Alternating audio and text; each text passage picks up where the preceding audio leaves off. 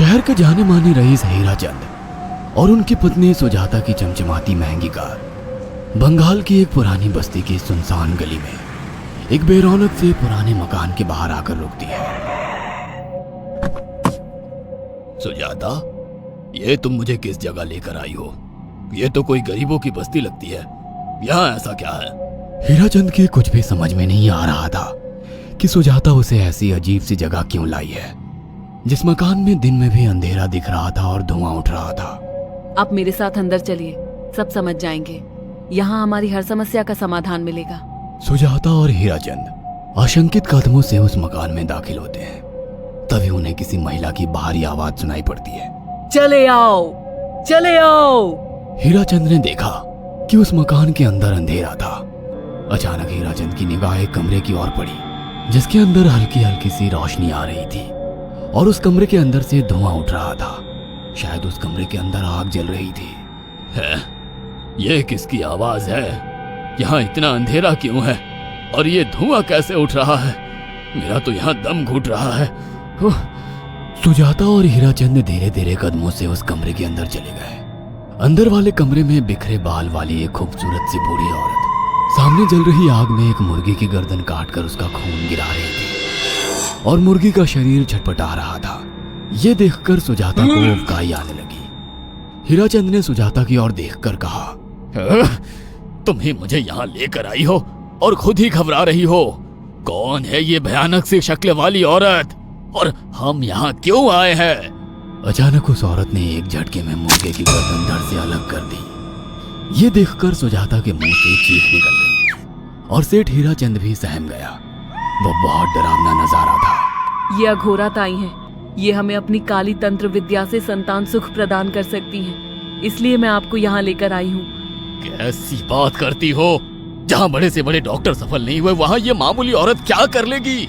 हीराचंद की बात सुनकर अघोरी ताई ने गुस्से से हीराचंद की ओर देखकर कहा, नादान हीराचंद, काली विद्या में इतनी शक्ति है कि मरे को भी जिंदा कर दे। संतान पैदा कराना कौन सा मुश्किल है? तुम्हें मेरा नाम कैसे पता? क्या तुम सच में हमें संतान सुख दिला सकती हो? तुम जितनी दौलत मांगोगी मिल जाएगी, अगर ये संभव है तो।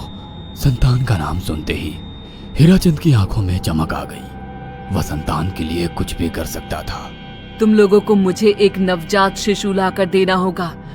मैं उस शिशु की बलि चढ़ा दूंगी और फिर वही शिशु तुम्हारे घर में फिर से जन्म लेगा। नवजात शिशु की बलि का नाम सुनते ही सुजाता और हरिचंद डर के मारे सिहर गए, पर उनकी आंखों में उनकी संतान का सपना ज्यादा बड़ा था। वो सब करने को तैयार थे। अघोरा ताई, आप जैसा कहेंगे हम वैसा करेंगे। बस हमें संतान सुख दिला दो। बिना वारिस के हमारी दौलत किस काम की? संतान सुख के लिए अंधे हो चुके सुजाता और हरिचंद अपनी नौकरानी शीला से एक नवजात बच्ची चोरी करवा के अघोरी ताई को दे देते हैं।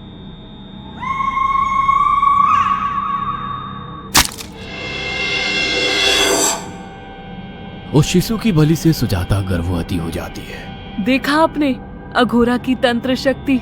मुझे उस पर पूरा भरोसा था। चलो चलकर उन्हें धन्यवाद कहते हैं। हीराचंद और सुजाता अघोरा ताई के पास पहुंचते हैं। वो दोनों बहुत खुश थे और अघोरा पर उन्हें अंधविश्वास हो गया था। अघोरा ताई, आप महान तंत्रिका है। आपने वो चमत्कार कर दिखाया जो बड़े बड़े डॉक्टर नहीं कर सके। ये काली विद्या है बेटा। अगर तुम दोनों चाहो तो मैं इस विद्या से तुम दोनों को हमेशा के लिए जवान बना सकती हूँ। क्या सच में ऐसा संभव है? हाँ बिल्कुल, पर इसके लिए तुम्हें जवान लड़के और लड़कियों की बलि चढ़ानी होगी। तुम उन्हें यहाँ तक लाओ, बाकी मैं देख लूंगी। जवान रहने की लालच में अंधे सुजाता और हरिचंद एक अनाथ आश्रमों से हर रोज एक लड़की या लड़के को गोद लेने के बहाने अघोरी के पास बलि चढ़ाने ले जाने लगे। और एक दिन अघोरी ताई ने हीराचंद और सुजाता से इंसानी मांस खाने को कहा। पूरी तरह से इंसान से हैवान बन चुके अब वो दोनों इंसानी मांस खाने के लिए तैयार भी हो गए। ये गर्म खून और मांस खाकर तुम लोगों की उम्र भी बढ़ जाएगी। खाओ इसे। हाँ, सच में ये इंसानी मांस बड़ा स्वादिष्ट है। अघोरा ने अपनी बातों में फंसाकर सुजाता और हरिचंद को नरभक्षी बना दिया था। वो तीनों हर दिन बलि चढ़ाकर खून पीकर मांस खाने लगे। नौकरानी शीला भी नए शिकार लाने में उनकी मदद करती थी, मगर एक दिन शीला को शिकार नहीं मिला। मेम साहब, आज एक भी शिकार हाथ नहीं लगा और मैं बहुत थक गई हूँ और घर जाकर थोड़ा आराम करना चाहती हूँ। कोई बात नहीं शीला, एक छोटा सा काम है, तुम हमारे साथ चलो, लौटते में हम तुम्हें घर छोड़ देंगे। जी मेम साहब। शीला नहीं जानती थी कि शिकार नहीं मिलने से सुजाता और हरिचंद अंदर से बौखला गए थे और उनके दिमाग में एक शैतानी चाल चल रही थी। सुजाता, ये बेहोशी की दवा है। शीला के कार में बैठते ही तुम उसे सुंघा देना। आज हमें इसी की बलि देनी होगी। इसने हमारे यहाँ का बहुत खाना खाया, अब हम लोग इसे खाएंगे। वैसे भी ये आगे चल के हमारे लिए खतरा बन सकती थी। कार में बैठते ही सुजाता शीला को बेहोश कर देती है और वो लोग सीधे अघोरी ताई के यहाँ पहुंच जाते हैं, जहाँ अघोरी ताई शीला की बलि चढ़ा देती है और तीनों मिलकर उसे नोच कर खाते हैं। अघोरी ताई, हमको बलि चढ़ाते हुए पूरा 1 साल हो गया है। हमारा बेटा भी साल भर का हो चुका है। अब और कितनी बलि देनी होगी? बस एक आखिरी क्रिया और बची है, उसके बाद तुम दोनों हमेशा के लिए जवान हो जाओगे। कैसी क्रिया अघोरा ताई? 3 दिन बाद सूर्य ग्रहण है। हमें पास के घने जंगल में एक विशेष क्रिया करनी होगी। उसके बाद तुम लोग कभी बूढ़े नहीं होगे। कितना अच्छा होगा, हम हमेशा जवान रहेंगे और सालों साल तक अपनी दौलत से ऐश करेंगे। हाँ, सच कहा। अघोरा ताई ने हमारे हर सपने पूरे कर दिए। 3 दिन बाद बंगाल के बियाबान जंगल में कोहरे और ओस से भीगे पेड़ों के बीच एक घने बरगद की बेलों पर कटे इंसानी सिर लटक रहे थे, जिसमें से खून टपक रहा था। काले जादू का सामान भी रखा था।